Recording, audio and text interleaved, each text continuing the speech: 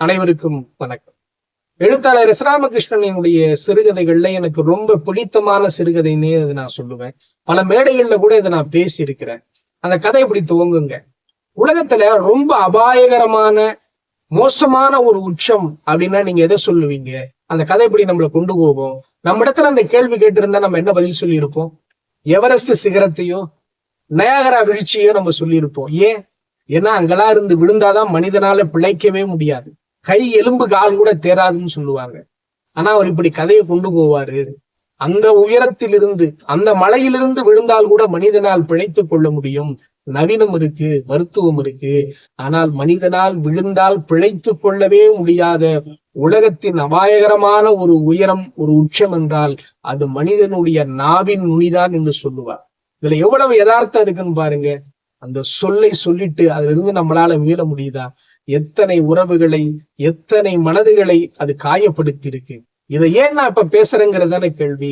மாண்புமிகு தமிழ்நாடு முதல்வர் அவர்கள் இன்றைக்கு தமிழ்நாடு சட்டமன்றத்துல ஒரு அறிவிப்பை கொண்டு வந்திருக்கிறாரு.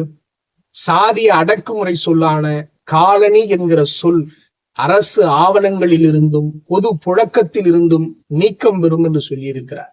ஒரு சொல்ல மாத்துறதுனால, நீக்கிறதுனால என்ன மாற்றம் நிகழ்ந்து விட போகுது அப்படின்னு பொதுசன மக்களின் கேள்வியா இருக்கு. விதவை என்கிற சொல் கைம்பெண் என்ற சொல்லாய் மாறியது வெறும் சொல்லின் மாற்றம் அல்ல. ஊனமுற்றோர் என்கிற சொல் மாற்று திறனாளி என்று மாறியது வெறும் சொல் மாற்றம் அல்ல.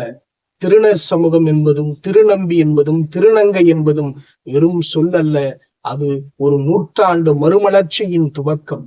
75 ஆண்டு கால ஒரு சமூகத்தின் குமுறல் தான் இந்த காலனி என்கிற சொல் நீக்கம். நம்ம எல்லோருக்கும் இந்த கதை இருக்கத்தான் செய்யும். நம்ம ஊர்ல எந்த விழாக்கு போனாலும் சரி, நல்லது கெட்டதுக்கு போனாலும் சரி, எல்லாரும் சொல்றது ஒண்ணுதான். ஊர் பக்கமா போ, ஊர் பக்கமா வா, காலனி பக்கமா போகாதன்னு சொல்லுவாங்க. எல்லா ஊர்களிலும் திருவிழா நடக்கும், எல்லா தெருக்களிலும் சாமி வலம் வரும். ஆனால் ஒருபோதும் காலனி பக்கம் வராது. அந்த 75 ஆண்டு கால குமுறல்களுக்கு மாண்புமிகு தமிழ்நாடு முதல்வர் அவர்கள் ஒரு முடிவுரை எழுதியிருக்கிறார். அரசு ஆவணங்களில் இருந்தும் பொது புழக்கத்திலும் இருந்து அவர் நீக்கிவிட்டார். நம்முடைய மனதில் இருந்து நாமும் காலனியத்துவத்தை நீக்குவோம்.